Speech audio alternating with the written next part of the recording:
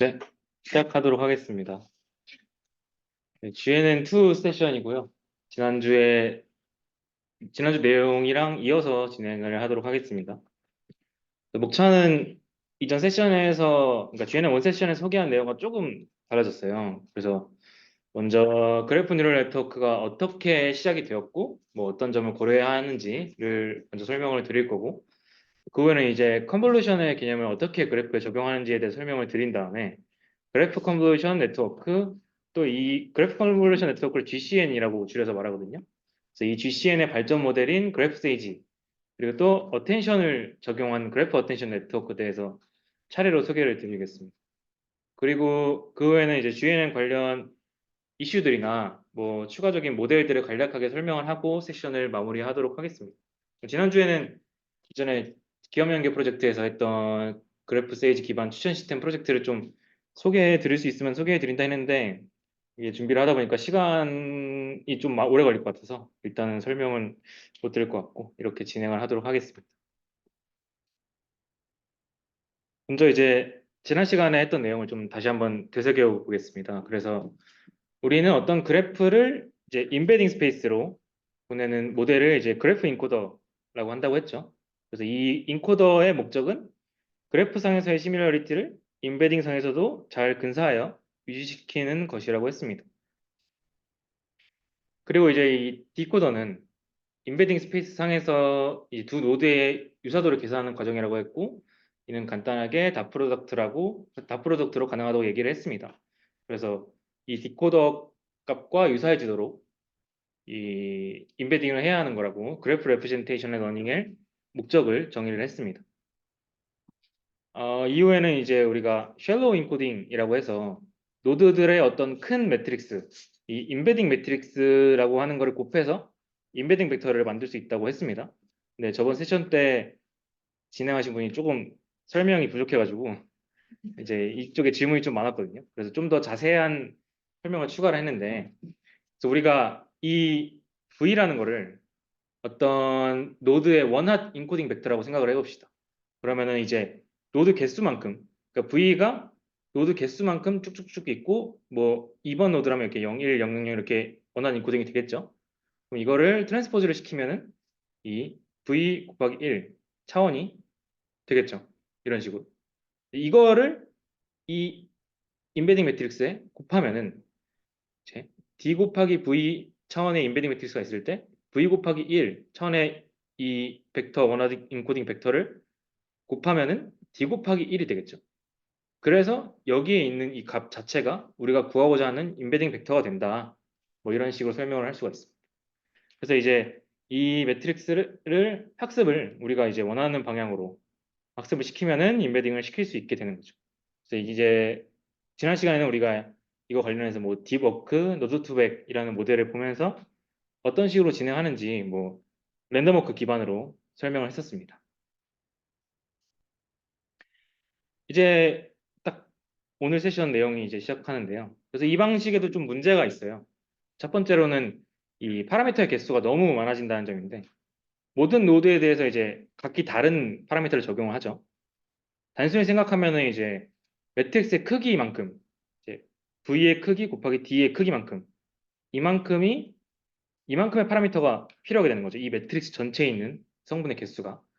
그래서 노드 수가 엄청 많아지면은 이제 그래프가 엄청 노드 수가 많은 그래프라면은 파라미터도 엄청 많이 필요하다는 거죠. 그래서 문제가 되는 거고.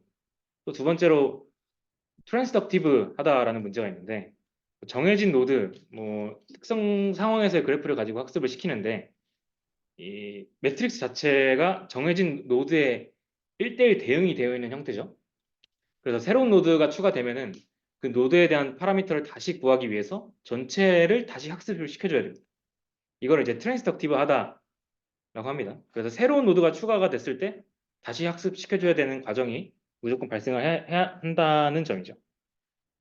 그리고 이제 노드 피처라는 게 등장을 하는데, 이 노드 피처의 경우는 지난번 세션 때 설명드렸던 내용과는 조금 다른 내용인데요. 그래서 만약에 노드가 사람이면은 어떤 사람의 특징을 나타내는 성분들이 있겠죠. 뭐 사람의 성별, 뭐 학력 등 이제 사람의 특징을 나타내는 그 성분들을 노드의 피처라고 합니다. 뭐 옷을 예를 들자면 옷의 재질이나 뭐 브랜드 뭐 이런 게 노드의 피처가 될 수가 있겠죠. 그래서 이걸 반영해서 인베딩을 하면은 좀 더 고차원적이고 좀 더 복잡하면서도 정확하게 인베딩을 할 수 있겠는데 쉘로우 인코딩 방식의 경우에는 이게 안 된다 하는 문제가 있다는 겁니다. 그래서 이제 그 뉴럴 네트워크를 적용을 하기 시작을 합니다. 그래서 그래프 인코더에 딥러닝을 추가했다 해서 딥 그래프 인코더라고 부르는데 뭐 우리가 아는 딥러닝 레이어, 뭐 프리커넥트, 뭐 액티베이션 펑션 같은 레이어들을 추가를 해서 좀 더 고차원적인 인베딩을 하면서도 노드 피처 역시 뭐 여러 기법을 통해서 반영 가능하게 만들겠다. 이런 측면에서 딥러닝을 사용을 하게 됐죠. 그래서 아까 말한 노드 피처까지 같이 반영하는 형식을 어떻게 적용하는지를 새로운 노테이션을 통해서 좀 살펴보려고 하는데 오른쪽에 보이는 것처럼 우리가 지난 시간에 배운 이 인접 행렬 있죠? 어제이션스 매트릭스 그리고 여기에 노드 피처 매트릭스 그러니까 이 경우에는 노드의 피처가 2차원인 거예요. 두 개인 거예요. 그래서 이렇게 이런 행렬이 만들어지는데 이거를 더해서 인풋으로 넣는다고 생각을 하면 돼요. 뭐 하나씩 다시 설명을 좀 드리자면은 이 대문자 V는 그래프 노드의 집합이고 이 A는 그래프의 인접 행렬을 나타내죠. 그리고 X 이게 이제 노드 피처 매트릭스라고 해서 노드의 크기 곱하기 피처의 개수만큼 차원이 존재하게 됩니다. 그래서 이 수문자 V는 이 V에 있는 노드들을 의미하고요. NV는 이제 V의 네이버라고 해서 노드 V의 이웃 노드 집합을 얘기한다고 이 세 개는 지난번에 말씀을 드렸었죠. 뭐또 예를 한 번 더 들자면 소셜 네트워크의 경우에는 우리 같은 유저들이 노드겠죠. 뭐 유저 정보, 뭐 유저의 프로필 사진 등이 노드 피처가 되겠습니다. 그래서 오른쪽 예시 같은 경우에는 노드의 개수가 5개고 피처의 개수가 2개니까 2개를 이으면은 5 곱하기 7 이 행렬이 되는 거예요. 이거를 인풋으로 넣어가지고 뉴럴 네트워크에 통과를 시키겠다. 이런 말입니다. 그래서 이게 네이버 어프로치 버전의 그래프 뉴럴 네트워크인데요. 우리가 아는 그 뉴럴 네트워크의 일반적인 구조랑 똑같이 생겼습니다. 그래서 아까 말씀드린 것처럼 인풋 매트릭스를 넣어서 어떤 뭐 멀티레이어 퍼세트론, 뭐 MLP 같은 거나 뭐 액티베이션 펑션까지 추가를 해서 통과를 시키고 뭐 그런 거를 하는 거고 우리가 원하는 방향으로 이 레이어의 파라미터들을 학습시키려고 하는 거죠. 근데 이제 이러한 네이브 어프로치 방식은 그래프의 두 가지 특성 어떻게 보면 한 가지라고 볼 수 있는데 그 때문에 그대로 적용시키는 좀 어려움이 있어요. 이게 permutation invariance랑 permutation equivariance라는 특성인데 이거를 지금부터 설명을 드리도록 하겠습니다. 먼저 이제 permutation invariance는 벡터 레벨에서의 그래프의 특성이라고 생각을 하면 됩니다. 그래프는 이제 노드의 순서가 딱히 정해져 있지 않죠. 그래서 왼쪽 그림에서 보이는 것처럼 똑같은 그래프를 두 가지 뭐 오더 플랜이라고 해서 두 가지로 만들었다고 합시다. 그러니까 구조는 똑같은데 이렇게 노드 이름만 바꿔치기 한 거예요. 그래서 우리가 이때 뭐 인접 행렬을 A라고 하고 노드 피처 매트리스를 X라고 하고 이거를 통해서 그래프를 나타낸다고 생각을 하면은 이거를 어떤 그래프 인코더에 통과를 시켜서 D차원의 벡터를 보낸다고 생각을 합시다. 그러면 두 그래프는 사실상 같은 그래프죠. 이름만 바꿔치기 한 거니까. 결과값이 이 그래프 인코더를 통과한 이 결과값이 동일하게 나와야 되는 거예요. 그래서 이게 permutation invariance라는 겁니다. permutation이라는 게 순서를 바꾸는 걸 의미하거든요. 그래서 순서, 그러니까 이 AX의 행렬의 순서를 바꿔도 invariance, 이제 변하지 않아야 된다 이 말입니다. 그래서 아래 식처럼 우리가 어떤 permutation을 시켜주는 행렬을 P라고 하고 이 그래프 인코더에 해당하는 함수를 F라고 합시다. 그러면 이제 인접 행렬은 대칭 행렬이잖아요. 그래서 P랑 P 트랜스포즈를 둘 다 곱해줘서 행렬이 이제 동일하게 변하도록 이렇게 시켜주고요. 그리고 노드 피처 매트릭스도 똑같은 P를 곱해줘서 순서를 동일하게 바뀌어줍니다. 근데 이 AX나 이거나 그래프 인코더를 통과를 하면은 벡터 형태로 인베딩이 됐을 때 똑같은 값이 나와야 된다. 이런 말입니다. 이해가 되시나요? 네. 그래서 왼쪽에 그림에서 보이는 것처럼 이 A1, X1을 넣든 간에 A2, X2를 넣든 간에 그 오더 플랜만 바뀐 경우에는 이 인베딩 값이 똑같게 나와야 되는 거죠. 이게 permutation invariance라고 합니다. 그러면 이제 permutation equivariance는 뭐냐?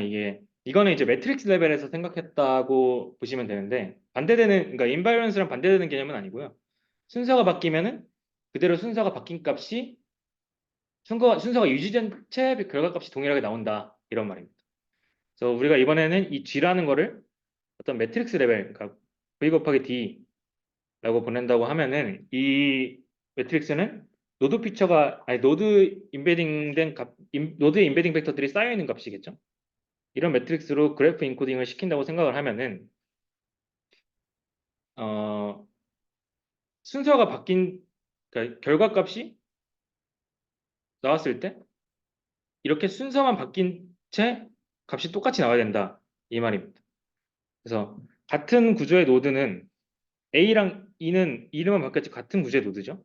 그래서 이 오더 플랜이 다른 경우에 통과를 시켜도 이 A랑 E죠. A랑 E는 이름만 바뀌었지 인베딩 되는 그 성질 벡터의 그 성분들은 똑같이 나와야 된다 이 말입니다. 그래서 뭐 아래식처럼 퍼뮤테이션을 시켜준 거를 인코더에 통과시킨 값은 이전 조건인 AX를 인코더에 통과시켜준 값에 똑같이 퍼뮤테이션을 적용한 거랑 값이 똑같아야 된다는 거죠. 이제 직관적으로 설명을 드리면은 equivariance나 이제 invariance나 이 그래프라는 구조는 이 노드의 순서에 의존하지 않는다. 그래서 벡터 레벨로 나오면은 어, 똑같이 나와야 되는 거고 매트릭스 레벨로 나오면은 그냥 순서를 바꿨으면은 그 순서를 바꾼 걸 또 결과값을 적용하면은 똑같이 나온다는 말이죠. 그래서 이거를 좀 간단하게 뭐 생각을 한다 하면은 뭐 AFX는 뭐 FAX다. 이런 식으로 우리가 아는 그런 함수로 생각을 할 수가 있겠죠. 네. 그래서 두 성질 모두 아까 말씀드린 것처럼 설명을 드리면은 직관적으로 순서에 의존하지 않는다라고 설명을 할 수 있고, 그래서 그냥 간단하게 생각을 했을 때 벡터 레벨로 아웃풋이 나오면은 인바이런스를 보장해 줘야 되고, 매트릭스 레벨로 아웃풋이 나오면은 이퀴버런스를 보장해 줘야 된다. 뭐 이렇게도 해석을 할 수 있습니다. 근데 이제 우리가 아는 기존의 그 뉴럴 네트워크 구조는 순서를 바꾸면은 결과값이 아예 달라집니다. 제 순서에 의존하는 형식이었다는 거죠. 그래서 이 방식을 그대로 그래프 뉴럴 네트워크에 가져다 쓰면은 퍼뮤테이션이 관련 특징들이 만족을 하지 않는다. 그런 의미입니다. 그래서 이 아까 말씀드렸던 이 네이버 어프로치가 실패를 하게 되는 거죠. 그래서 다른 방식으로 적용을 해야 된다. 이런 식으로 전개가 됩니다. 앞으로 이제 설명할 것들은 이 퍼뮤테이션이 만족되는 측면에서 그래프 뉴럴 네트워크를 설계를 한 모델들이고요. 결론적으로 이제 딥러닝을 그래프에 어떻게 적용할 거냐라고 봤을 때 그래프의 특성, 그러니까 뭐 퍼뮤테이션 같은 특성들을 고려하면서 적용을 시켜야 되고 뭐 그런 과정에서 대표적으로 우리가 딥러닝에서 사용하는 컨볼루션, 뭐 어텐션 이런 개념들을 어떻게 적용해 나가는지를 지금부터 살펴보도록 하겠습니다. 자, 여기까지 혹시 질문 있으실까요? 있으면 바로 진행하겠습니다. 먼저 이제 컨볼루션입니다. 이미지 데이터에 이제 컨볼루션을 적용할 때 방식을 그대로 갖고 온다고 생각을 해보면은 이미지는 어떤 고정된 크기죠. 그래서 뭐 우리가 커널, 뭐 필터를 씌울 때 고정된 크기, 뭐 패딩, 스트라이드 뭐 이런 것들을 이용을 해서 컨볼루션을 진행을 하는데 그래프 같은 경우에는 어느 위치를 보느냐에 따라서 그 안에 들어있는 노드 수도 달라지고 이웃 수도 뭐 달라지고 여러 가지가 달라져요. 그래서 뭐 제대로 이 이미지 방식을 그대로 갖고 온다고 하면은 똑같이 적용을 할 수가 없게 되는 거예요. 그래서 다른 방식으로 적용을 해왔는데 어떻게 적용했는지를 좀 살펴보기 전에 컨볼루션 연산이란 거에 근원적인 의미를 좀 먼저 보겠습니다. 자, 컨볼루션 연산이란 거를 간단하게 말씀을 드리면은 우리가 원하는 우리가 어떤 함수를 원하는 다른 함수를 적용해서 어떤 모양으로 만든다 라고 이해를 하시면 될 것 같고, 그래서 이미지에서는 이미지, 어떤 함수가 이미지에 대응되는 거고, 이미지에 필터를 적용해서 어떤 피처 값을 구하는 겁니다. 신호 처리가 이제 컨볼루션이 가장 많이 쓰이는 부분인데, 어떤 시그널을 다른 시그널에 적용해서 원하는 형태의 시그널을 구하는 겁니다. 이렇게 뭐 이렇게 우리가 컨볼루션의 근원적인 개념을 간단하게 생각해 볼 수가 있고, 어?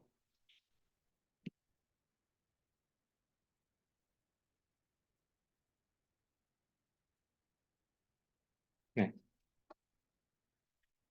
그래서 이거를 어떻게 그래프에 적용을 했느냐, 이거의 대표적인 방법, 뭐 시작한 그런 모델이라고 볼 수 있는 스펙트럴 그래프 컨볼루션이라는 개념에 대해 소개를 하려고 하는데, 이게 상당히 복잡하고요. 뭐 어렵고 뭐 신호 처리 이론이나 수학적인 부분이 좀 강해가지고 제대로 설명을 하기엔 시간도 너무 오래 걸리고 세션 이 GNN이나 세션 주제에도 좀 엇나가는 느낌이 있어서 간단하게 의미에 집중하면서 설명하면서 넘어가고, 뭐 혹시나 이거 관련해서 더 궁금하신 사항이 있으신 분들은 질문을 하시거나 아니면 레퍼런스 참조하셔도 되고, 아래에 뭐 이런 과정들을 자세하게 설명한 이 영상이 있거든요. 그래서 이거를 보시면은 될 것 같습니다. 저는 이제 간단하게 설명을 하고 넘어가겠습니다. 먼저 스펙트럴 그래프 컨볼루션이란 거는 이 스펙트럴이란 게 이 스펙트럼, 신호 처리 관점에서 해석하는 거거든요. 그래서 스펙트럴 분석이라는 거는 어떤 이미지, 음성, 신호를 프리퀀시 도메인으로 바꿔서 진행한다. 이게 무슨 말이냐면은 어떤 신호를 단순한 여러 신호의 합으로 분해한다. 이런 말입니다. 그래서 프리에 트랜스포메이션, 프리에 변환이라고 유명하게 알려져 있는 이 방법이 이 오른쪽처럼 복잡한 신호를 여러 단순한 신호의 합으로 분해하는 그런 과정이고요. 이제 그래프 프리에 트랜스폼이라는 거는 이 그래프에서의 어떤 신호라는 게 있는데, 이 신호를 분해해서 컨볼루션을 적용할 수 있게 만들자. 그냥 이렇게 이해를 하시고 넘어가면 됩니다. 그래프의 신호란 무엇인가? 보면은 이 노드 피처, 뭐 혹은 뭐 디그리 같은 이런 정보들 자체가 노드에 있는 신호라고 생각을 하시면 될 것 같고요. 이런 신호는 어떤 노드 내에서 되게 혼잡하게 분포가 되어 있어요. 그래서 이걸 분해한다고 생각을 하면은 두 가지 측면이 있겠죠. 그래서 우리가 보고자 하는 이 노드 A와 유사한 특성을 가진 노드에서 오는 신호랑 노드 A와 상이한 특성을 가진 노드에서 오는 신호의 결합이라고 분해를 할 수가 있게 되는 거죠. 추후 설명을 드리겠지만 이렇게 복잡한 신호를 분해를 함으로써 유사한 특성의 신호는 높게 반영을 하고 상이한 특성의 신호는 낮게 반영되도록 분해를 시킬 겁니다. 수식으로. 그래서 이 분해를 위해서는 이제 우리가 어떤 그래프의 신호를 포착하는 표현을 하는 행렬이 필요하게 되는데, 이게 이제부터 설명을 드릴 그래프 라플라시안 매트릭스라는 겁니다.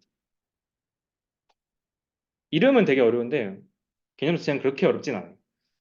그래서 디그리 매트릭스에서 어제이션스 매트릭스를 뺀 게 바로 라플라시안 매트릭스라는 건데, 우리가 인접 행렬은 우리가 배웠으니까 아실 거고, 디그리 매트릭스 같은 경우는 이 대각에 있는 성분들이 각 노드의 디그리를 나타내는 거예요. 그래서 1번 같은 경우에는 이웃이 2개니까 2고, 뭐 2번 같은 경우에는 이웃이 3개니까 3이겠죠.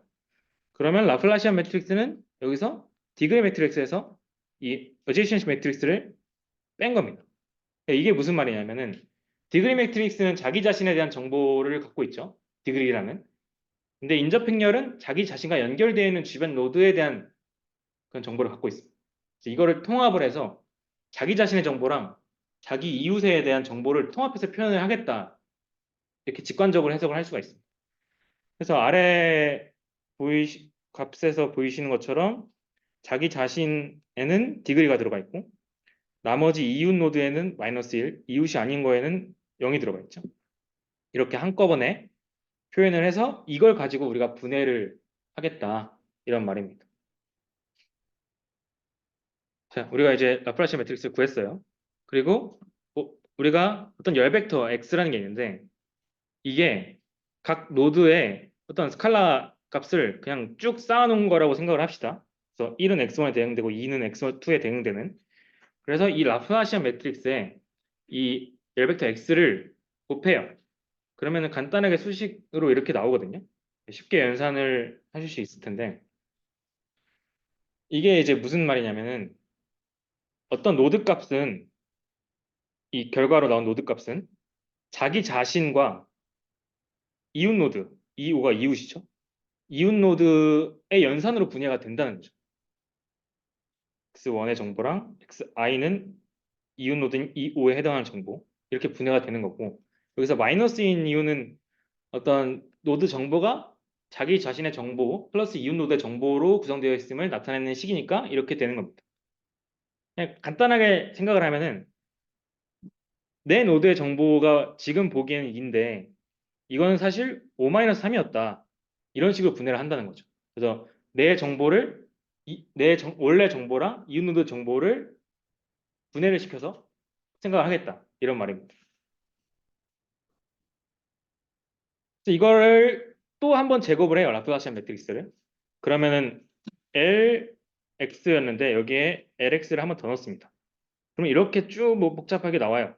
근데 뭐 연산 자체는 어렵지 않은데 이 말은 무슨 말이 되냐면은 원래 LX를 구하면은 내 정보 플러스 내 이웃의 정보였죠.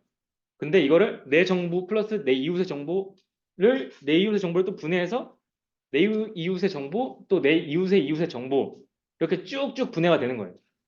그래서 K번 곱하면은 내 이웃의 뭐 K번의 이웃까지 고려가 돼서 확률값이 쫙 나오게 되는 거죠. K홉의 이웃까지 고려를 한다. 라고 이렇게 LKX가 이렇게 표현이 되는 거고.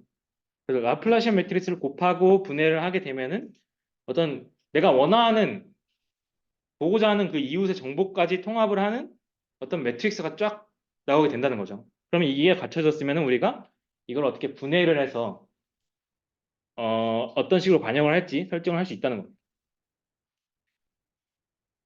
본론으로 좀 들어가 보면은 우리는 이제 이 라플라시안 행렬을 분해서 뭐 고차원적인 이웃 정보를 통합해서 나타내고 뭐 이를 이용해서 노드 인베딩을 시킬 건데 그냥 라플라시안 매트릭스를 쓰진 않아요.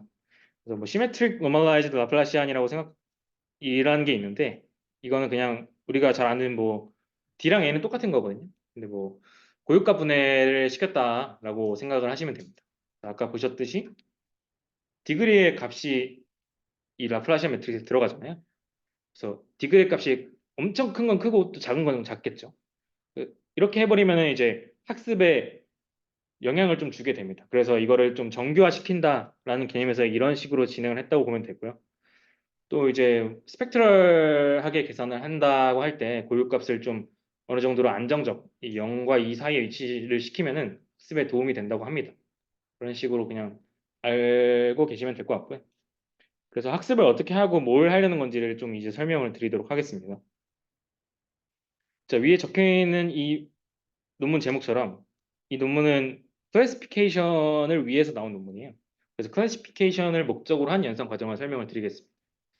그래서 먼저 정교화된 행렬 이 A 햇에다가 초기 인베딩 벡터 이 노드 피처입니다. 초기 인베딩 벡터는 시작할 때는 노드 피처로 시작을 해요.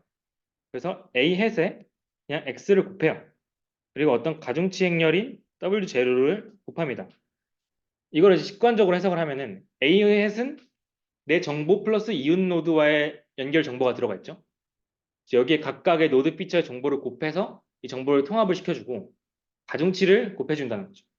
그래서 가중치를 곱해준다는 게 무슨 말이냐면 이 내 노드나 내 이웃의 정보를 얼마나 반영해 줄지를 결정해주는 그 파라미터를 곱한다라고 생각을 하면 됩니다. 그래서 여기다가 이제 비선형 액티베이션 펑션 얘는 이제 렐루를 곱해줘서 간단하게 어떤 임계값 밑으로는 반영을 안 할 거다 뭐 이런 식으로 적용을 합니다. 그래서 이 하나의 과정을 어떤 하나의 레이어라고 하고요. 이 레이어는 하나의 원홈만 고려하는 과정입니다. 그래서 직접적인 이웃의 정보만 고려하는 과정이죠. 내 정보랑 내 이웃 정보만 고려하는 과정입니다. 자, 그러면 이제 원홉에 대해서 인베딩을 한 뭐 히든 벡터라도 할 수 있는 임베딩 벡터를 구했습니다. 두 번째 레이어를 어떻게 진행하는지 설명을 드리면 똑같아요. 첫 번째 레이어에는 이제 인풋 값이 없었으니까 노드 피처 값을 그대로 줬죠. 아직 뭐 통합된 정보들이 없으니까. 이제는 두 번째 레이어부터는 이전 레이어의 이제 히든 벡터, 즉 이제 원홉에 대해서 통합된 어떤 정보를 여기 보이시는 것처럼 이거를 인풋으로 다시 넣는 거예요. 네. 여기다가 또 이 행렬을 곱하고 또 다른 가중치를 곱합니다. 왜 다른 가중치를 곱하냐?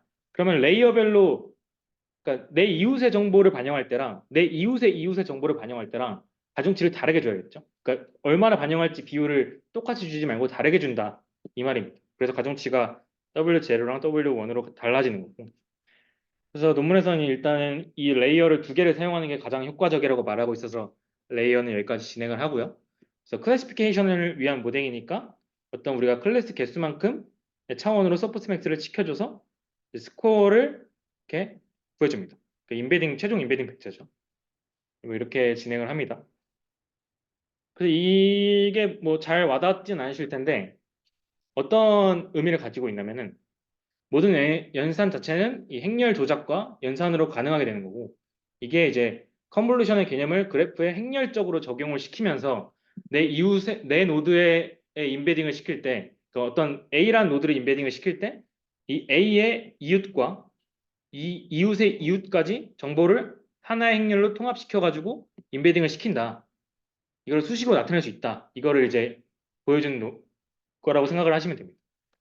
그래서 뭐 노멀라이즈드한 라플라시안 매트릭스를 만들어서 자기 자신의 정보, 이웃의 정보를 포함하도록 만들고 웨이트 매트릭스를 통해서 얼마나 첫 번째 이웃과 두 번째 이웃을 반영할지를 결정하는데 레이어별로 다르게 적용을 하고요. 그리고 논리니어 액티베이션 펑션을 적용해서 임배점 이상의 값들만 반영을 하고요. 웨이트를 업데이트 해주면서 노드별로, 뭐 레이어별로 얼마나 반영해 줄지를 우리가 자동으로 결정할 수 있는 뉴럴 네트워크가 처음으로 GNN에 도입되게 된 그런 모델. 네. 상당히 이제 좀 추상적인데, 그러니까 이후에 설명할 게 좀 더 이제 메인 모델이거든요. 그래서 이러한 개념이 있었고, 우리가 이거를 어떻게 발전시킬 건지, 그거를 중점적으로 이제 들으시면 될 것 같습니다. 네. 혹시 질문 있으실까요, 여기까지? 네. 이 홈페이지에서 플라시안 종교와 할때 네. 잘 몰라서 그런데 아이겐 밸류를 이 사이에 값으로 시키는 게 이게 왜 영역의 이인지 이유 내시는 거 아, 저도 막 이 신호 처리 분야를 막 정확히는 알지 못해서 뭐 완전 정확하게 설명은 못 드리겠는데 이렇게 스펙트럼 특성, 그러니까 신호 특성이 있을 때 이 아이젠 밸류라는 거가 신호 처리 관점에서 되게 신호가 안정적으로 뭐 흐르는 그런 개념과 이제 연관이 되어 있어요. 그래서 이런 작은 값으로 우리가 이제 고정적으로 어떤 그 범위 내에 위치를 시키면은 이러한 신호 처리 관점에서 학습을 시킬 때 좀 안정적으로 된다. 뭐 그런 식으로만 이해를 하시면 될 것 같습니다. 그래서 이거는 네, 그 영상에는 나와 있긴 한데 이것도 막 그렇게 구체적으로 나와 있지 않아서 그냥 뭐 그런 식으로 한다라고만 알고 계시면 될 것 같습니다.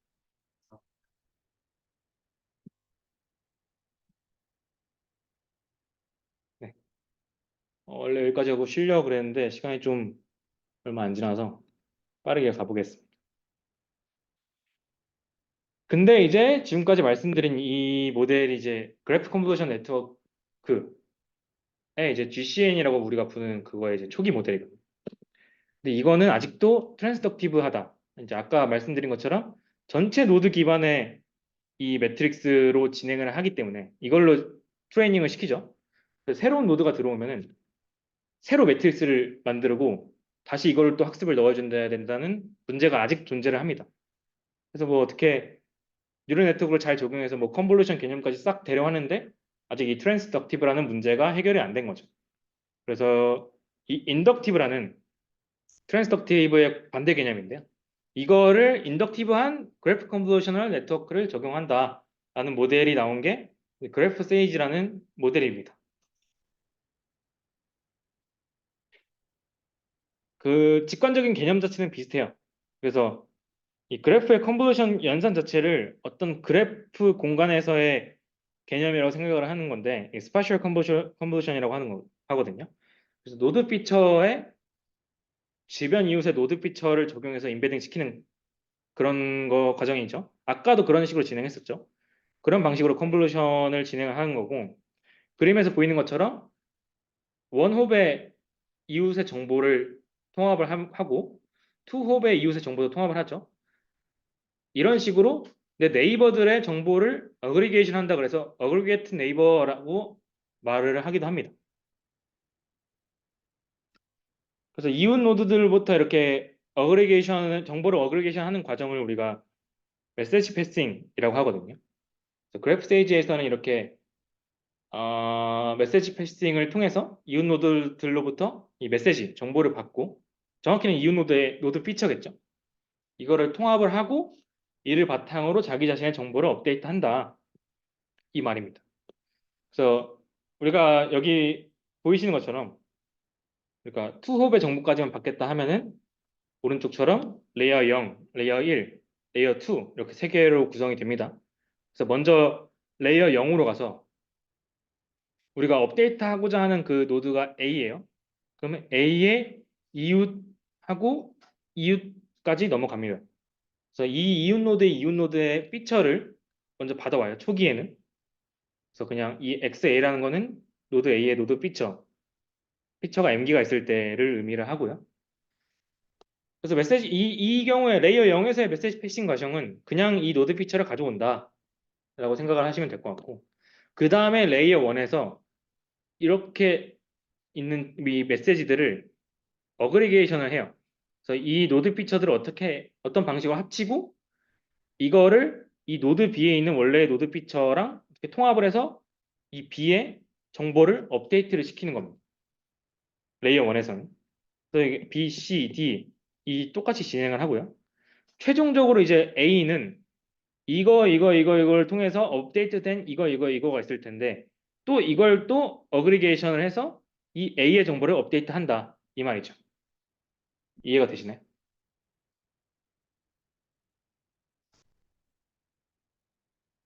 네, 일단 수식으로 좀 더 설명을 드리겠습니다.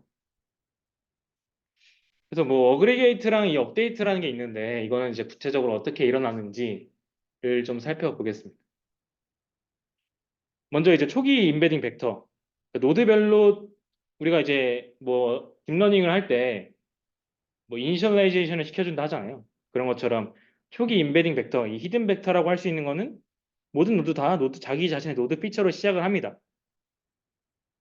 그리고 이제 어그리게이트를, 그러니까 우리가 노드 V를 본다고 합시다. 그래서 노드 V에 이웃 노드 정보를 어그리게이트 한다고 할 때 우리는 이 노드 V의 이웃 노드에 있는 U라는 노드들을 보고 플러스로 자기 자신도 봅니다.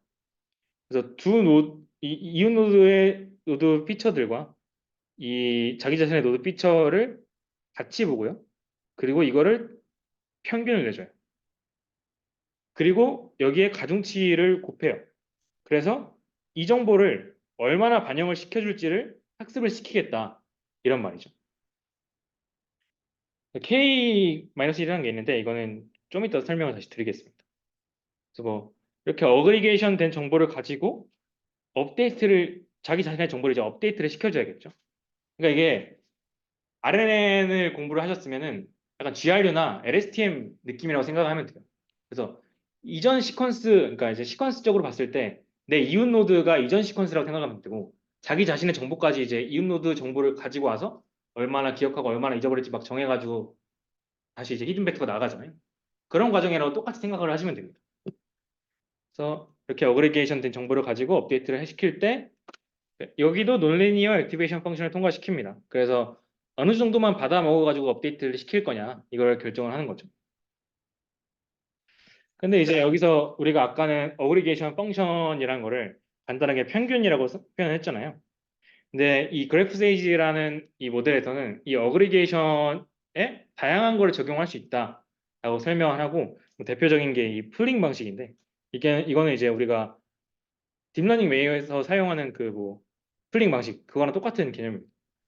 그래서 이렇게 내 이웃 노드들의 어떤 히든 벡터가 있을 때 이거를 뭐 하나의 퍼셉트론이라든가 뭐 MMP를 통해서 인베딩을 시킵니다. 그래서 WX 플러스 바이어스라는 게 있을 때 이 X에 이거를 쭉 집어넣는 거죠.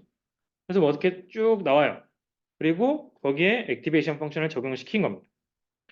그래서 맥스 풀링이면은 이웃 중에서 차원별로 최대값을 선택하는 거고 민 풀링이면은 차원별로 평균을 시켜주는 건데 이게 무슨 말이냐면 우리가 어떤 노드 V의 이웃이 A랑 B라고 하면은 원래 이제 이 A랑 B의 노드 피처가 뭐 1,2, 1,1 혹은 노드 피처가 아니고 이미 업데이트된 어떤 히든 벡터가 이렇게 돼 있다고 하면은 이거를 여기에 통과를 시키고 플링 레이어에 통과를 시키고 액티베이션 펑션을 진행을 시켜가지고 뭐 이런 식으로 결과가 나왔다고 합시다.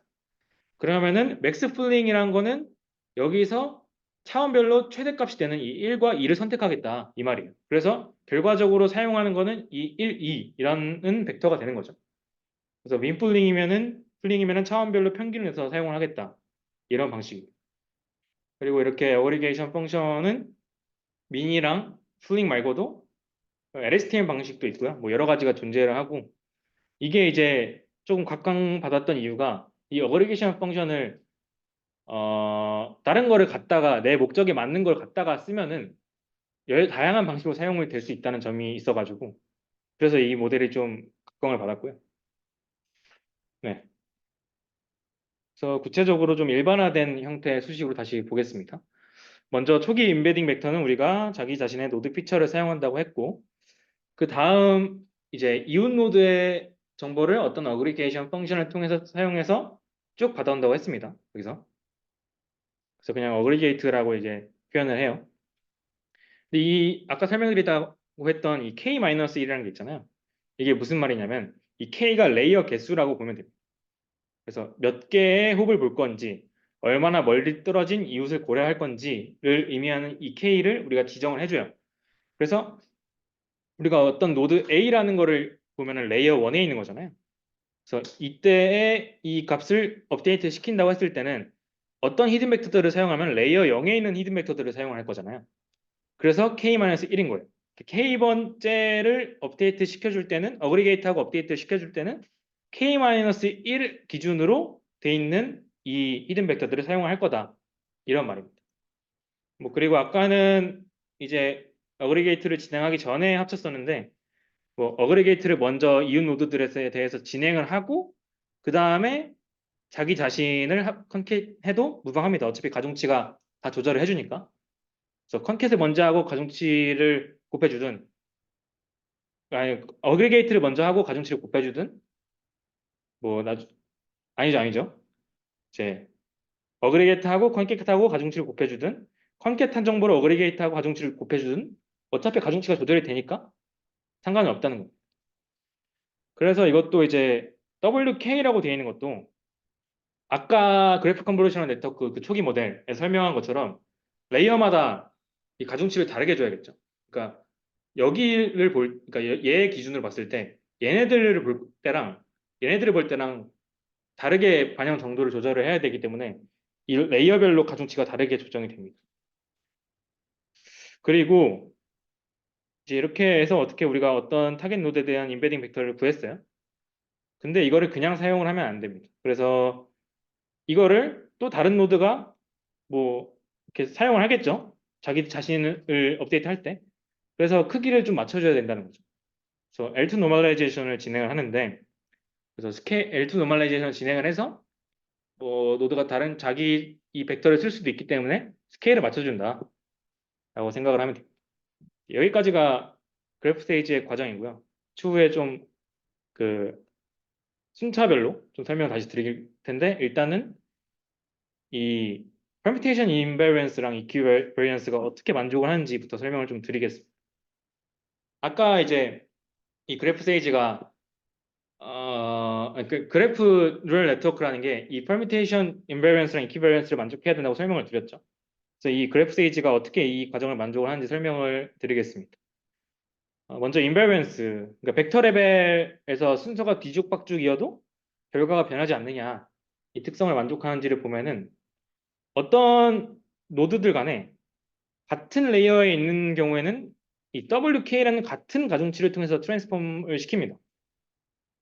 또 이제 어그리게이션을 시킬 때도 같은 어그리게이션 펑션, 그러니까 민이나 맥스플링, 민플링 등 같은 어그리게이션 펑션을 통해서 이제 적용을 하죠. 그러니까 가중치를 공유를 한다는 거예요. 그래서 노드 입력 순서가 어떻게 들어가든 간에 자기 자신의 원래 노드 피처가 있으니까 그걸 기반으로 시작을 하니까 같은 또 가중치를 곱해 주는 거니까 순서가 바뀌어도 결과가 동일하게 나온다. 이런 말. 그래서 permutation invariance가 이 모델에서 만족을 하게 되는 거고 equivariance도 똑같아요. 그래서 그래프를 전체를 인베딩 시킨 매트릭스를 구한다고 할 때 노드별 인베딩은 아까 말씀드린 것처럼 permutation invariance니까 순서에 무관하게 인베딩이 되겠죠.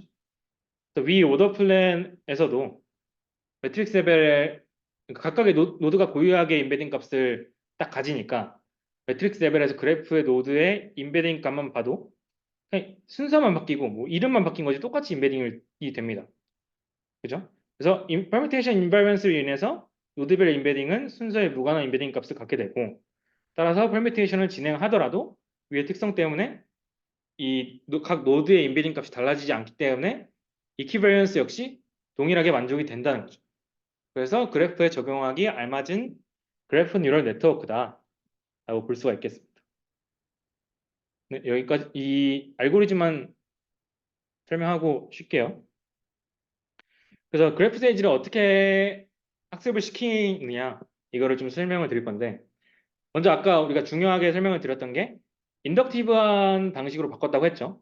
그 원인이 되는 이제 가장 큰 이유가 배치 단위 샘플링이 가능해졌다는 겁니다. 그래서 어떤 그래프 정보를 담고 있는 매트릭스로 학습을 고정된 매트릭스로 학습을 시키는 것도 아니고 이제 그래프에 있는 노드별로 반영되는 가중치도 똑같으니까 어떤 순서로 뭐 어떤 랜덤으로 노드를 뽑아서 학습을 시키고 뭐 랜덤으로 노드를 뽑아서 학습을 시켜고 또 계속 반복해도 똑같은 값이 나오게 된다는 거예요. 그래서 배치 단위로 노드를 한번 에폭마다 얼마나 학습할지 정해주고 그걸 샘플링하는 방식으로 계속 트레이닝을 시켜도 상관없다 이 말입니다. 그래서 인덕티브하다라고 보게 되는 거고 그래서 우리가 이제 에폭 단위로 그냥 몇 개의 노드를 볼지 배치 사이즈로 정해줬고 그래서 배치 샘플링을 시켰어요. 그래서 샘플링 한 에폭당 설명이에요. 그래서 샘플링된 모든 노드에 대해서 아래의 과정을 진행을 합니다. 자, 이웃 노드의 히든 벡터, 초기 있는 노드 피처죠. 히든 벡터에 대해서 어그리게이트 펑션을 시켜줘서 이웃 노드에 총합되는 히든 벡터를 구하고 이거랑 원래 자기 자신의 히든 벡터를 컨캐트 시켜주고 레이어에 알맞은 가중치를 곱해준 다음에 논리니어 액티베이션 펑션을 시켜줘서 자기 자신의 히든 벡터를 업데이트를 시켜줍니다. 그리고 이렇게 한 다음에 이렇게 샘플링 돼서 진행한 모든 노드에 대해서 L2 노멀라이제이션 시켜줘서 스케일을 맞춰주고 이 과정을 K번 레이어, K개의 레이어에 대해서 진행을 합니다. 이게 한 에폭이에요. 그래서 보통은 K는 2개 레이어, 그러니까 2호까지만 보는 거고요. 그래서 이 과정을 우리가 뭐 에폭을 이렇게 길게 설정을 해서 반복을 하겠죠. 네. 이렇게 트레이닝은 그렇게 구성이 되고요. 그래서 로스 펑션을 이제 어떻게 구하느냐. 먼저 이제 클래시피케이션 관점에서 봤을 때 슈퍼바이즈 러닝이잖아요. 그래서 이 경우에는 이렇게 노드에 대해서 우리가 인베딩 벡터를 구했을 때 여기에 클래시피케이션 웨이트라는 세타를 또 곱해줍니다. 이게 뭐 그냥 간단하게 생각하면은 소프트맥스를 시켜주는 웨이트라고 생각하시면 돼요. 그래서 뭐 클래스나 뭐 라벨 개수만큼 소프트맥스를 시켜주는 어떤 그냥 웨이트라는 거를 세타로 표현을 한 거고 이게 이 YV라는 거는 이 노드의 클래스 라벨이 적혀 있는 거잖아요. 그래서 클래스 라벨에 맞게 예측을 했을 확률 자체랑 클래스 레벨에 맞지 않게 그러니까 정답이 아닌 확률 값은 낮추는 방식으로 학습을 시키는 이제 크로스 엔트로피를 사용을 한다는 겁니다. 그래서 뭐 라벨이 있다면은 라벨에 맞춰서 파라미터가 자동으로 학습되게 되겠죠. 네, 아까 잠깐 빠뜨린 것 같은데 우리가 이제 여기서 그 학습시키는 이 파라미터는 이게 됩니다. 이 W1, W2 뭐 이런 거를 이제 학습을 시키게 되는 겁니다. 그래서 뭐 이렇게 진행을 하는 거고요. 만약에 우리가 unsupervised learning을 진행을 한다고 하면은 지난번 세션에 배운 방법이랑 동일하게 진행을 합니다. 먼저 우리가 그래프 내 similarity를 또 정의를 해줘야 돼요. 그래서 뭐 랜덤 워크를 진행을 하든 간에 뭐 진행을 하든 뭐 단순 링크가 연결되어 있으면 유사하다라고 정의를 하든 간에 우리가 어떤 식으로든 이렇게 시뮬레이터를 먼저 정의를 해요. 그럼 이 similar 하다라고 이 U랑 V 노드가 similar 하다 하면 1이라고 표현을 하고요. 아니면 0이라고 표현을 합니다. 그래서 이 정답값과 우리가 설정한 이 정답, similarity에 관련된 정답값과 이 디코더, 그러니까 UV의 인베딩 벡터의 인베딩 스페이스 상에서 유사도, 보통은 우리가 이제 여기에 다 프로덕트를 사용한다고 했죠. 그 값을 크로스 엔트로피로 로스로 구해준다는 똑같은 방식이에요. 그래서 여기 세타 같은 경우는 그냥 노드를 인베딩 시키는 파라미터의 총 집합이고요. 그래서 이 로스를 최소화시키는 선으로 이 학습을 진행을 하고요. 우리가 지난 세션에 설명한 이 네거티브 샘플링도 가능하게 됩니다. 조금 식이 바뀌었는데 이 Q가 이 네거티브 샘플의 개수고요. 우리가 이 PNV라는 거는 노드 V, 그러니까 네거티브 샘플을 뽑는 어떤 디스트리뷰션이고 여기서 우리가 VN이라는 네거티브 노드를 뽑겠죠. 그래서 실제로 유사하다고 생각하는 이 노드의 이 인베딩 그 내적 값을 확률을 나타냈을 때 이 값은 probability는 높게 하고 이 네거티브 샘플과 우리가 보고자 하는 노드의 내적 값은 낮게 하는데 이거를 네거티브 샘플에 대해서 익스펙테이션을 취한 거에 개수를 곱해주는 거예요. 원래는 지난번에 본 식은 그냥 이 전체 네거티브 샘플에 대해서 그냥 각각의 K를 곱해주는데 여기서는 이제 익스펙테이션을 시켜준 다음에 개수를 곱합니다. 좀 더 이제 안정성을 유지하겠다는 거죠. 그래서 이렇게 네거티브 샘플링으로도 로스 펑션을 계산할 수가 있습니다. 그래서 결론적으로 봤을 때는 우리가 정한 시뮬러리티를 기반으로 파라미터가 학습되게 만든다 이런 말입니다. 그래서 뭐 두 가지 supervised, unsupervised 모두 이제 GNN을 통해서 라벨이든 우리가 정의한 시뮬러리티든 이거를 기반으로 학습을 시킨다는 거죠. 그래서 지난번에 우리가 봤던 노드 투백을 통해서 뭐 바이어스 랜덤 워크를 기반으로 어떤 건 가까운 로컬 기반으로 어떤 건 뭐 스트럭처 이퀴버런스를 기반으로 반영하는 반영으로 뭐 PQ를 뭐 미리 조정해서 다르게 반영을 한다 뭐 이렇게 배웠잖아요. 그게 여기서는 자동으로 이 PQ가 조정되는 과정까지 포함되어 있다고 생각하면 돼요. 그래서 우리가 정한 시뮬러리티를 나 라벨을 직접적으로 반영하는 과정으로 이제 파라미터가 학습이 자동으로 되기 때문에 이 PQ라는 것도 이 파라미터에 포함되어 있는 값이 되는 거죠. 네, 그렇게 해서 이 그래프 세이지가 가능을 하게 됩니다. 그래서 뭐 인덕티브한 캐퍼빌리티라는 건 이제 인덕티브한 이 GNN의 장점을 간단하게 설명을 드리는 부분인데 뭐 장점에 대해서 좀 간단하게 설명을 드리면은 같은 카테고리 그래프 뭐 거기다가 같은 목적이라면은 모델을 똑같이 적용할 수도 있다. 뭐 트랜스퍼 뉴럴 네트워크라고 하는데 우리가 예를 들어서 단백질의 상호작용을 알아보기 위해서 어떤 A라는 유기체의 그래프에 대해서 학습을 시켰어요. 그러면 B라는 유기체의 그래프에도 여기서 사용했던 파라미터를 똑같이 적용할 수 있다는 거죠. 두 번째로 우리가 아까 말씀드린 것처럼 새로운 노드가 추가되어도 똑같이 모델을 적용하면 인베딩 값을 얻을 수 있다는 거예요. 그래서 이미 파라미터들은 그래프의 구조와 태스크 관련 정의를 기반으로 학습이 되어 있는 상태예요. 그래서 노드가 새로 들어온다고 해도 우리가 정한 그 모델, 그러니까 파라미터, 뭐 레이어를 통과를 시켜주면은 그냥 인베딩 벡터를 얻을 수 있다는 거예요. 재학습을 시킬 필요 없이. 물론 노드가 많이 들어오면은 그래프의 구조가 바뀔 수도 있으니까 재학습을 시키는 게 필요하긴 합니다. 이런 식으로 이제 인덕티브 그래프 컨볼루셔널 네트워크를 사용한 그래프 세이지 모델에 대해 설명을 드렸고요. 다음으로 이제 어텐션 적용을 설명을 드릴 텐데 이전에 잠깐 쉬도록 하겠습니다. 10분 지금 51분이니까 8시 1분쯤 다시 시작을 할게요.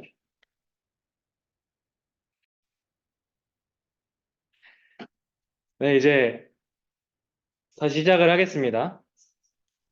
그래프 어텐션 네트워크에 대해 설명을 드릴 거예요. 우리가 지난번에 트랜스포머 세션에서 셀프 어텐션이라는 걸 배웠죠. 그래서 NLP 관점에서 보면은 문맥상에서 어떤 특정 단어가 있을 텐데 우리가 보고자 하는 단어, 이 단어와 연관성이 높은 문맥상의 단어들을 보겠다. 그리고 이 단어마다 얼마나 이 보고자 하는 단어랑 연관성이 있는지 스코어를 매긴다. 이런 거였죠. GNN에서는 이제 문맥을 어떤 이웃 노드들, 어떤 특정 노드의 이웃 노드들이라고 보면 됩니다. 어떤 타겟 노드의 이웃 노드들 중에서 연관성이 높은 이웃 노드를 찾기 위해서 이 셀프 어텐션을 적용해가지고 스코어링을 한다는 거죠. 근본적인 이제 의문점은 이전 그래프 세이지에서 같은 레이어에 대해서는 같은 가정수를 곱해주죠. 그래서 어떤 이웃이든 간에 동일하게 영향을 끼친다라는 가정을 하고 진행을 한 거죠. 근데 이제 특정 이웃이 좀 더 영향을 많이 끼치는 경우가 있을 거라고 생각을 해서 이 셀프 어텐션이라는 개념을 가져온 겁니다. 결론적으로 이제 그래프 스테이지에서 조금 달라진 거는 이 메시지 패싱을 진행할 때 이 어그리게이션 펑션이 뭐 민, 맥스 풀링 이런 게 있다고 했죠. 그때 어텐션 개념을 써서 어그리게이션 한다. 이렇게 보면 됩니다. 아래 그림처럼 이 어그리게이션을 하는 과정에서 어텐션이 들어가는 거죠. 차근차근 살펴보면은 먼저 이제 스태프 어텐션에서 NLP에서도 똑같이 하는 것처럼 어텐션 코에피션트를 구해야 됩니다. 그래서 우리가 보는 노드가 U고 우리가 이웃 노드가 V라고 하면은 노드 V의 U에 대한 어떤 중요성을 계산한다는 거죠. 그래서 이전 레이어에서의 두 노드의 이전 레이어에서의 두 노드의 인베딩 벡터, 히든 벡터가 있을 텐데 그거를 현재 레이어의 가중치로 곱해주고 컨캣을 시키는 겁니다. 그래서 이게 이 두 히든 벡터를 현재 레이어 가중치로 곱해주고 컨캣을 시킨다. 그리고 이제 A라는 걸 통과시켜요. 이게 이제 싱글 레이어나 뭐 멀티플 레이어를 의미를 하는데 이게 뭐냐면은 그 어떤 리니어 레이어를 곱해가지고 이 값을 하나의 그 개수, 그러니까 스칼라 값으로 만들어주는 과정이라고 보면 됩니다. 그래서 이런 과정을 통해서 우리가 VU, 그러니까 노드 U에 대해서 V에 대한 영향력을 측정하는 어떤 코에피션트를 구한 거죠. 그리고 이 노드 A에 대해서 본다고 했을 때 우리가 이웃 노드가 D, C, B가 있죠. 그래서 B가 A에 대한 영향력, C가 A에 대한 영향력을 이렇게 쫙 구했어요. 근데 이거를 노멀라이즈를 시켜서 이 합이 1이 되게 만들어야 돼요. 그래서 이 노드 A에 대해서 영향력을 끼치는 정도의 합이 1이 되게 만들어서 어떤 노드가 더 영향력을 많이 끼치는지 그거를 이제 확률적으로 만들어줘서 반영을 시키겠다 이런 말입니다. 그래서 소프트맥스 느낌으로 이제 익스포넨셜을 각 이웃마다 이제 구한 어텐션 코에피션트에 곱해줘가지고 이렇게 확률값으로 만듭니다.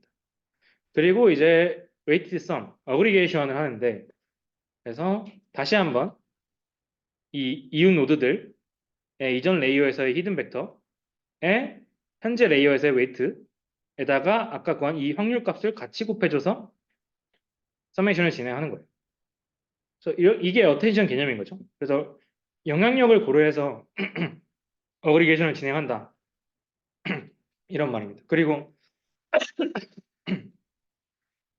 여기 또 논리니어 액티베이션 펑션을 진행을 해가지고 또 히든 벡터를 업데이트 시켜주고 이런 식으로 어그리게이션만 바뀌었다고 생각을 하면 됩니다.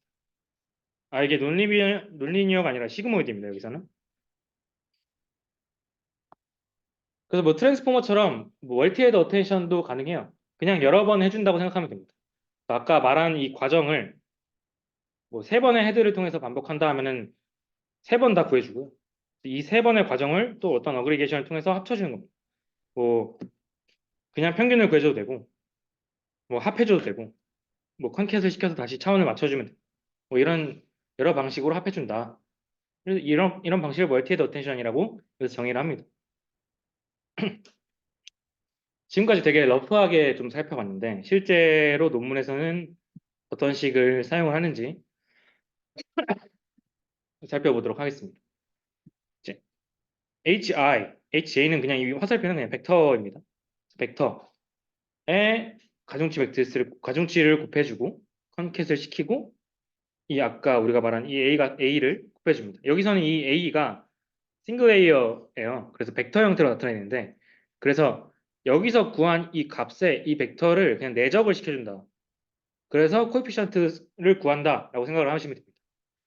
근데 여기다가 이제 리키 렐루라는 어떤 비선형 함수를 또 통과시켜서 값을 좀 조정해주고 아까 우리가 말한 것처럼 확률적으로 만들어주기 위해서 스포트맥스처럼 이제 값을 취해줘서 각 이웃마다 얼마나 반영을 해야 되는지 그 확률 값을 구하죠. 근데 이제 조금 아까에서 추가된 게 보시면 아시겠지만 이 그림에서 보시면 아시겠지만 자기 자신이 자기 자신한테 주는 영향력도 같이 측정을 해요. 그래서 이웃 노드뿐만 아니라 이 자기 자신 노드 1도 같이 어텐션 코에피션트를 구해줍니다.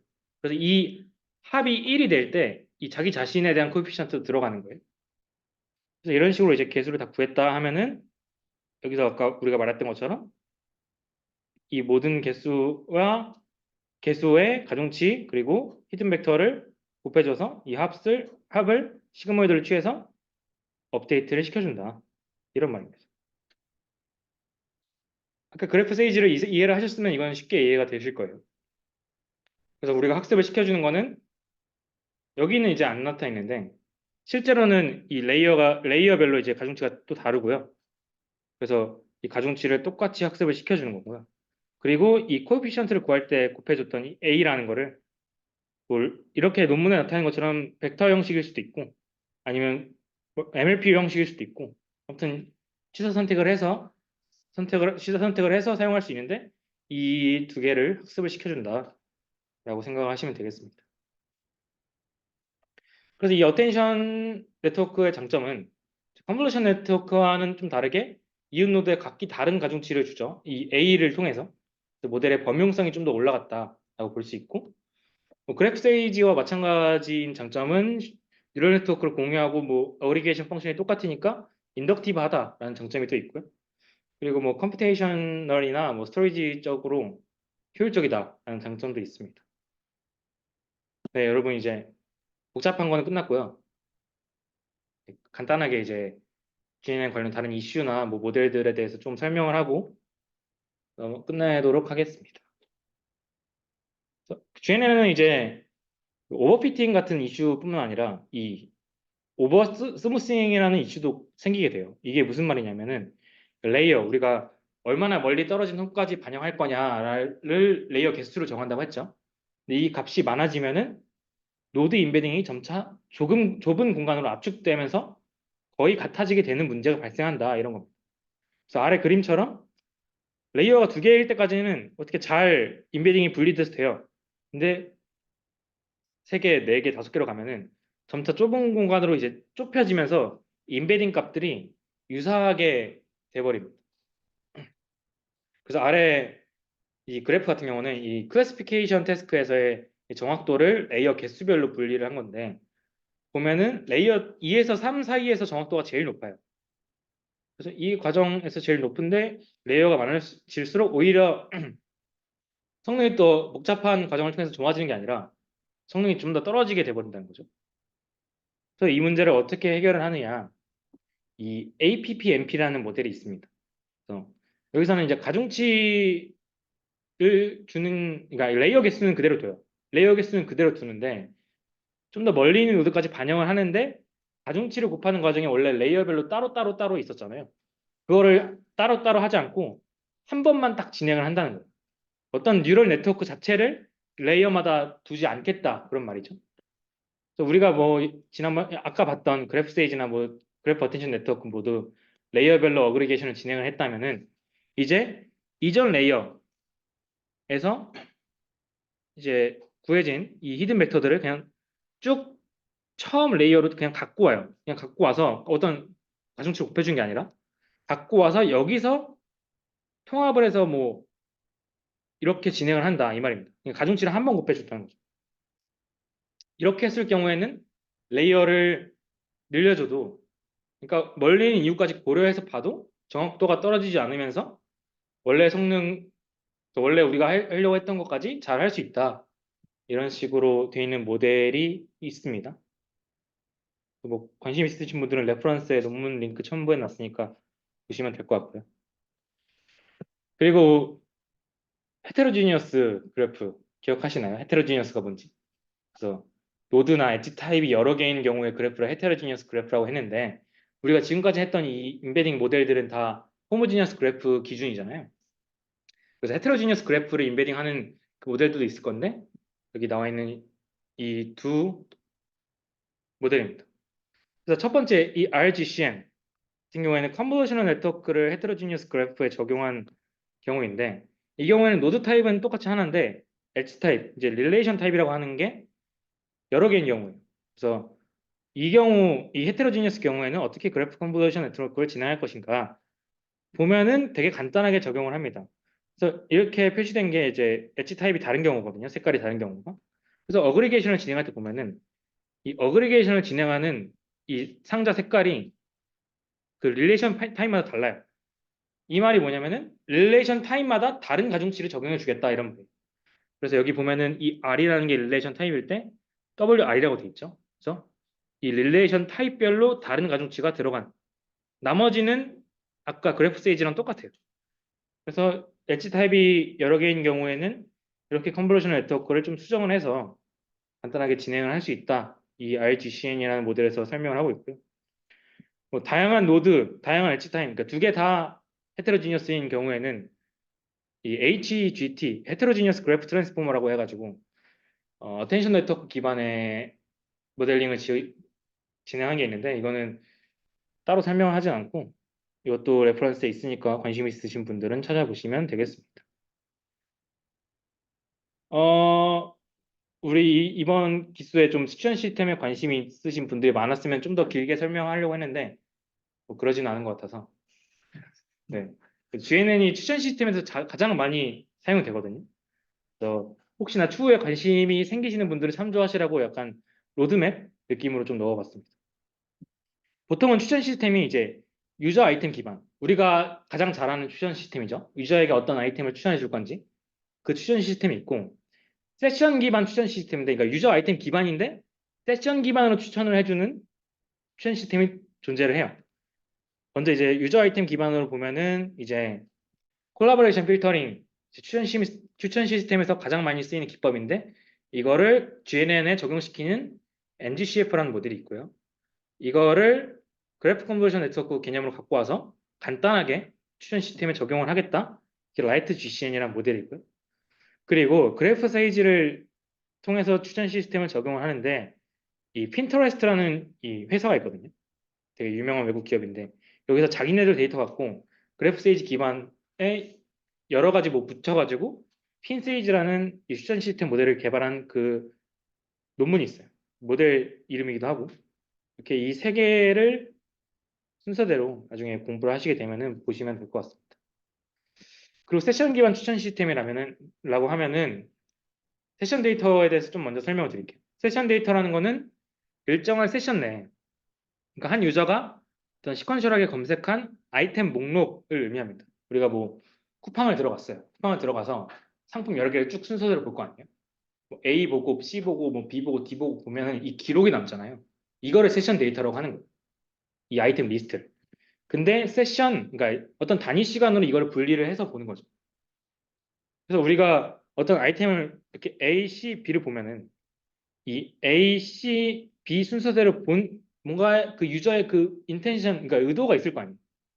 그거를 기반으로 추천을 해주는 거예요. 그래서 이거를 그래프로 나타내면은 다이렉트드 그래프 형태가 되는 거죠. 이렇게. 그래서 이거를 가지고 유저가 현재 세션 내에서 다음으로 선택할 아이템이 뭔지, 이 유저마다 이 세션 데이터가 있을 거 아니에요. 그거를 기반으로 GNN을 돌리는 게 Session Based Recommendation with GNN입니다. 그래서 SR GNN이라고 해가지고 이 세션 기반 추천 시스템에 GNN을 적용한 가장 베이스라인 모델이 있는데, 이것을 참조하시면 될 것 같습니다. 네, 끝났습니다. 그래서 서머리를 좀 간략하게 진행을 하고 넘어가면은 지난주 시간의 연장선상으로 쉘로우 인코딩을 다시 복습을 했는데 이때 노드 임베딩의 단점이 무엇이었는지 설명을 했고요. 그래서 딥러닝을 그래서 그래프 인코드에 갖고 왔어요. 근데 퍼뮤테이션이라는 문제가 있는데 이게 정확히 뭔지 그리고 컨볼루션을 또 적용을 할 때 어떤 과정이랑 이해를 바탕으로 그래프에 적용을 했는지를 설명을 했죠. 그래서 스펙트럴한 그래프 컨볼루션 네트워크의 단점이 뭐고 이거를 그래프 세이지에 어떻게 보완했는지를 설명을 했습니다. 뭐 그래프 어텐션 네트워크라고 해서 어텐션을 또 그래프에 적용하는 경우도 있는데 이 경우는 그래프 세이지의 어떤 부분을 셀프 어텐션 방식으로 바꾸는지를 설명을 했습니다. 그리고 또 아까 추가적인 이슈에 대해 설명할 때 그래프 뉴럴 네트워크의 레이어가 복잡해질수록 생기는 문제가 있다고 했죠. 네, 여기까지 설명을 했고요. 긴 세션 들으시느라고 이제 2주간 또 고문을 좀 받으시느라고 고생하셨습니다. 그래서 뭐 레퍼런스 보면은 아까 제가 말씀드린 거 다 있거든요. 그래서 뭐 참조하시면 될 것 같습니다. 네, 여기까지 하겠습니다.